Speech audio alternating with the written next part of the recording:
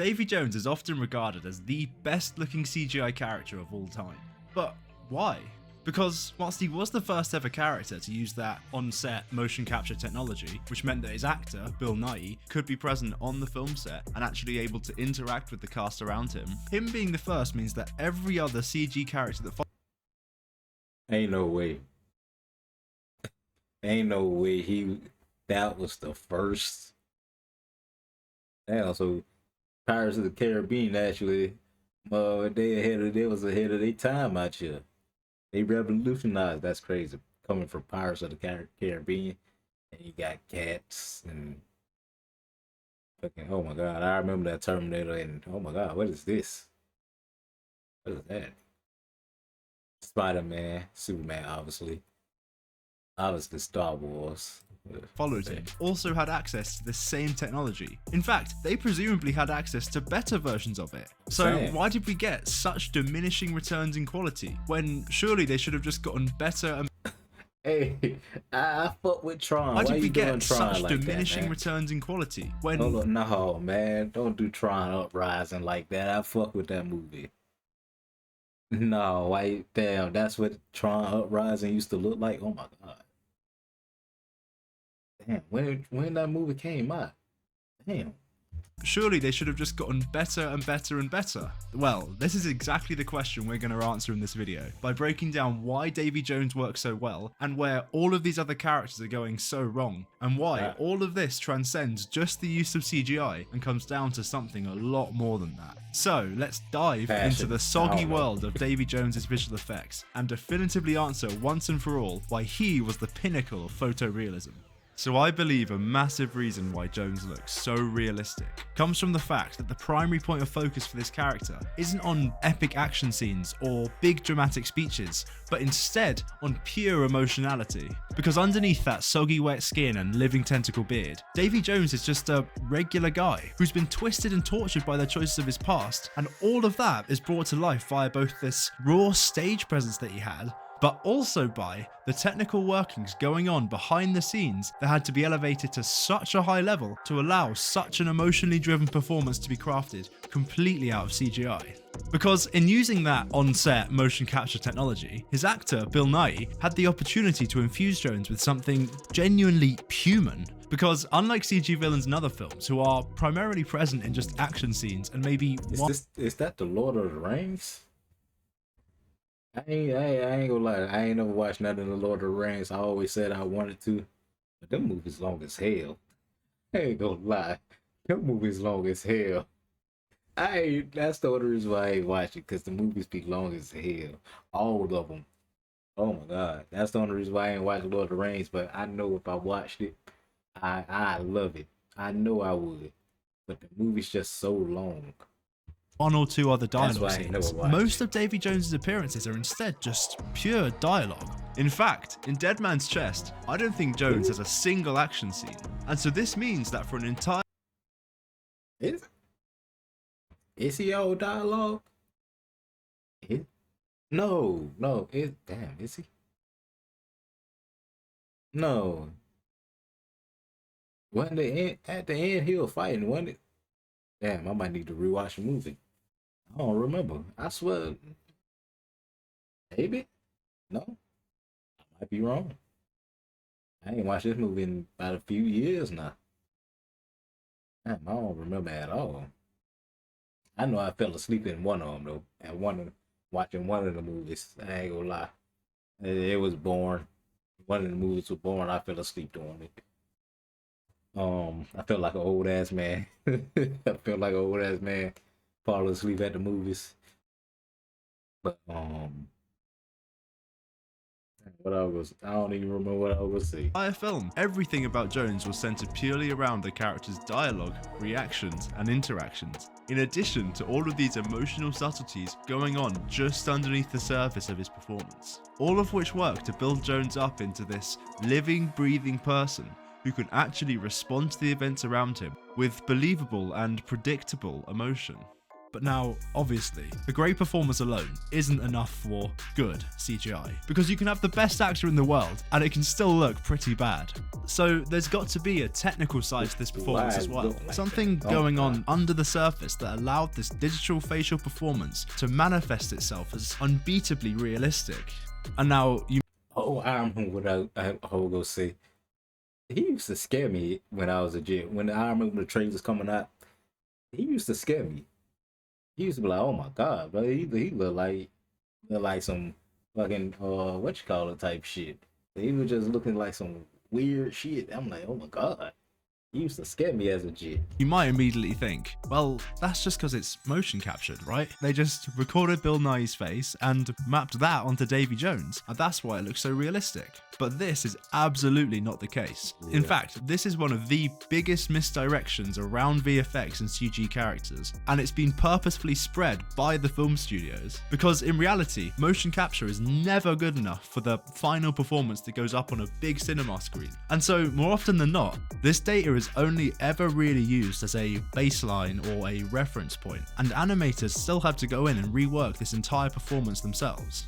And so by only saying, oh yeah, we used motion capture to get the actor's authentic performance, and then omitting the second part where these animators slaved away for hours on the back end, the studios can distance themselves from the negative press CGI gets and come out of this looking like they actually care about art. And so if it's animators and other artists who are the ones refining the performances of all of these motion captured characters, what is the technical factor that gave Jones's performance an edge over the rest of them?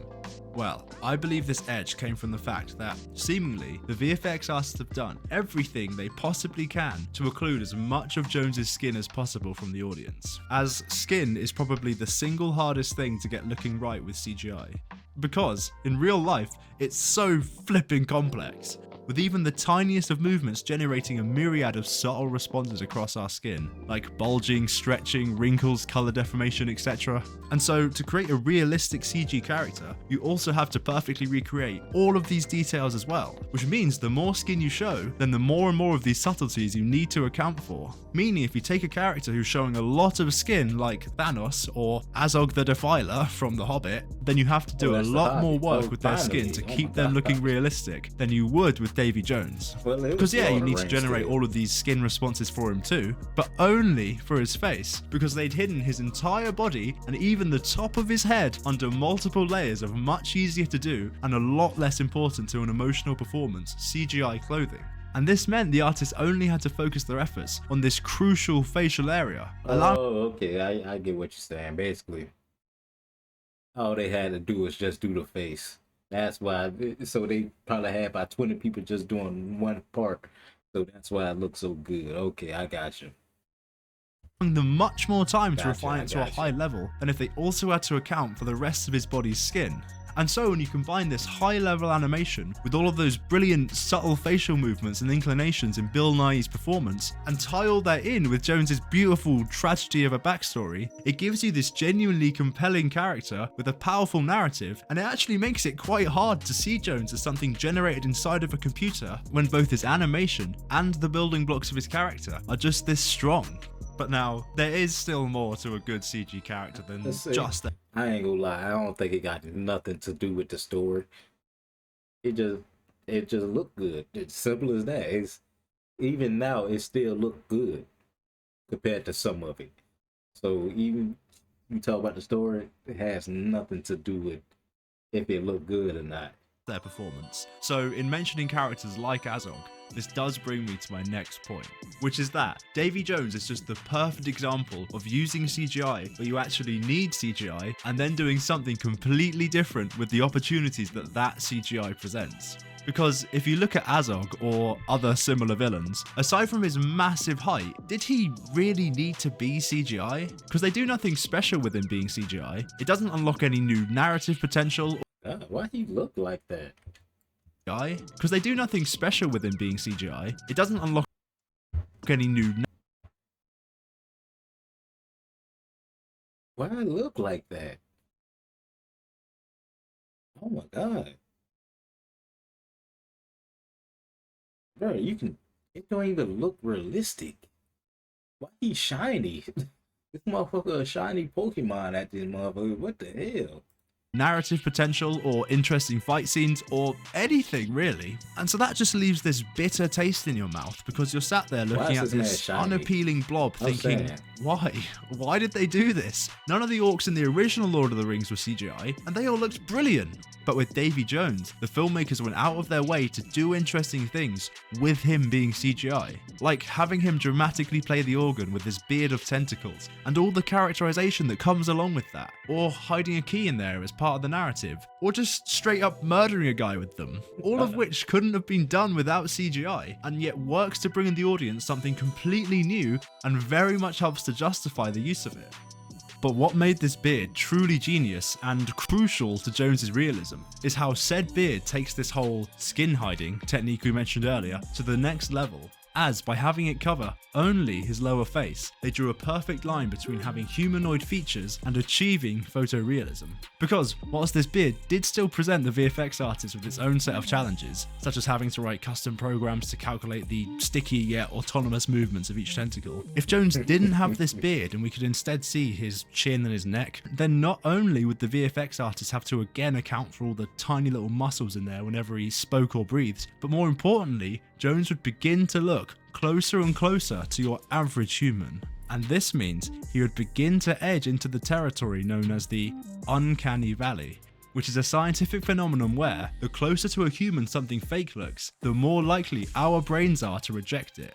Because we are so used to looking at human faces and features that once something is sufficiently close enough to looking like a real human, our brains kick in and begin to subconsciously criticize it and pull it apart and just find these tiny little subconscious flaws with it. And so that's why a photorealistic CG human still hasn't really been done yet without. Now, why y'all couldn't just get a baby? Why you couldn't just say, hey, give me your baby. Let us use your baby for 2 minutes. Come on. But why you did that? Why you got that? Who goddamn white baby is that? There ain't nobody white baby. Why you couldn't go get somebody white baby?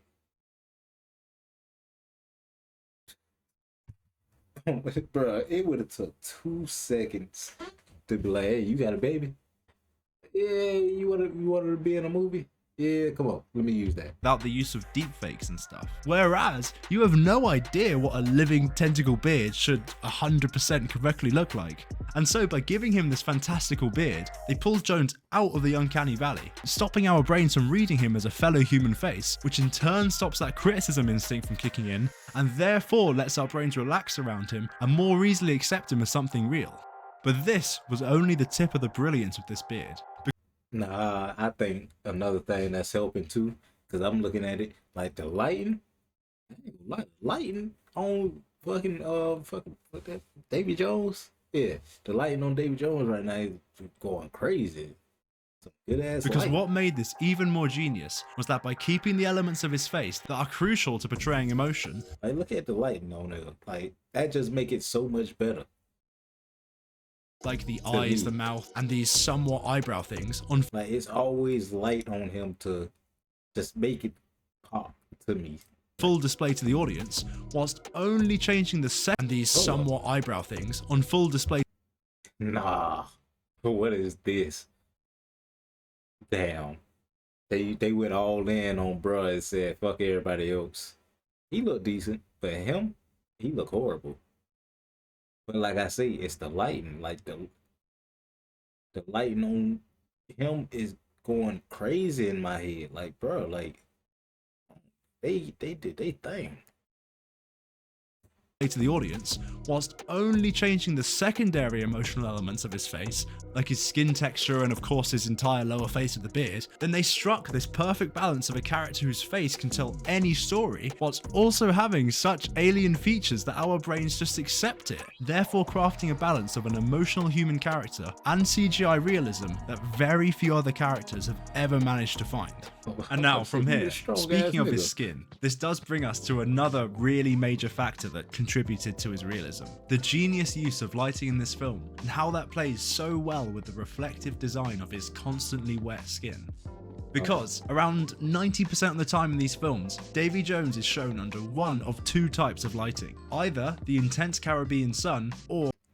See, I knew the light was part of it, bro. I'm like, bro, the lighting too good, bro.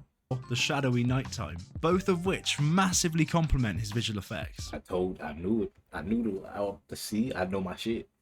I know my shit about the CGI, man. Because visual effects is a bit like a magic trick. It's an illusion designed to trick your brain, and much like a real magic trick, the less you show your audience, the more they're going to believe in your illusion. And so, dark lighting is obviously ideal for this, because all of this darkness is just going to occlude your CGI naturally. But how does pure daytime brightness hide anything? Well, this plays in masterfully with the reflective nature of his skin, and this is why films like Transformers and the first Iron Man look so good in the bright daytime, because these bright reflections can get so bright that they too technically occlude detail, because the reflective surface just turns into this bright, overexposed, detailless highlight. And when you combine this with the heavy shadows also cast by bright daylight, which plunge areas of the character into darkness, you suddenly have quite a high amount of your character naturally occluded from the audience. And then this reflectivity also goes to the next level with Davy Jones because of a thing VFX artists call subsurface scattering, which in very short is why stuff like, for example, lighter skin has that milky haze to it, because when light penetrates it,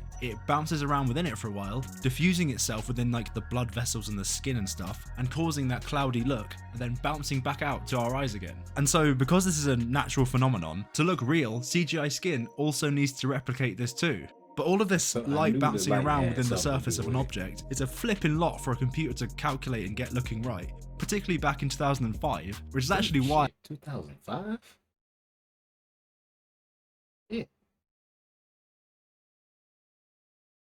He talked about the Scorpion King. I know he ain't talking about Pirates of the Caribbean. That came in like... I remember it clearly coming out, so it had to be like... not 10, 2010, 2011, right? No, I feel like it had to, because I remember the trailer clearly.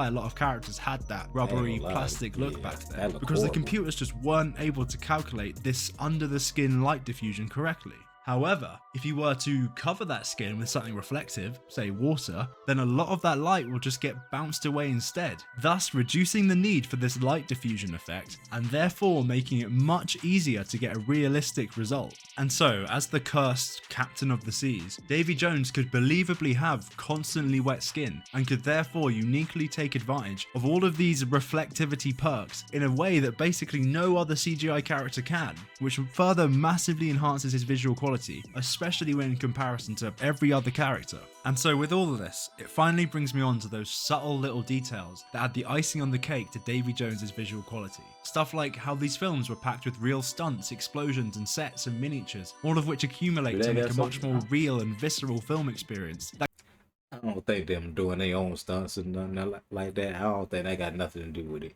It could have very easily have gotten lost if these films incorporated too much CGI. Or another big thing that gets overlooked, no pun intended, is the height of Davy Jones relative to his actor. Because nowadays, CG character heights can be whatever you want them to be. Okay, I got what he said.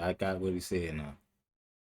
He said, since it wasn't too much CGI, they basically just focus on that. They ain't have to go too crazy with everything else. Okay, which means that on set you have actors crawling around in contraptions to compensate for these new heights and postures, and this has to detract from the realism to some degree. And so when you have Bill Nighy basically standing at Jones's height, it just allows for that further level of authenticity that other films can't really reach. And so overall, I think a lot of these interesting little decisions came from the director himself, Gore Verbinski, having come from a VFX background, as he'd worked in VFX for many years prior to making these films, and so probably had a great sense of the limits of CGI and what to do and not to do with it, and how to tie all of this up with a pretty bow on top and make a great looking CG character. And so, in short, Davy Jones is just the perfect example of stacking the deck in your favour by getting everything right, particularly the lighting, the skin and the clothes. And it's something that modern CGI characters just don't seem to do anymore, making it harder and harder for them to reach that same bar of visual perfection. Yeah, but you know what? I'm actually perfectly... And a lot more things got to be CGI now, so it's making it a lot harder to focus on one thing. fine with that, because I don't want to see the same thing every time of a CG character covered in clothes at night and made to be soaking wet just to be reflective. I want to see variety, and so it's great that these big budget films are trying to push the envelope each and every time to. First off, you go bring out one of the best movies out of that whole thing right there. Like, come on now. Let's go to Thor and Love of Thunder. How bad that was. Let's go to all the bad ones, which is most of them now. Most movies now. Most movies ass now. To evolve CGI technology and hopefully bring us new and different stories. However, there is still a lot that modern day projects can learn from Davy Jones, because if your budget is low or your timeline is tight, you really should take these advantages where you can. But what do you guys think? Are there any CG characters that have progressed beyond Davy Jones? And if so, why do you think that these characters worked where so many others have failed? Oh, and also, I just wanted to give a massive shout out and thank you to my first ever Patreon subscriber, Darth Gator. Your support honestly means a lot, and thank you so much for supporting the channel. But yeah, if you like this video and you want to see more deep dives into the best VFX of the last 20 years, then please let me know in the comments below, drop a like and subscribe. Oh, and we also have a Discord channel where we chat about all of this stuff too, so please check the link in the description.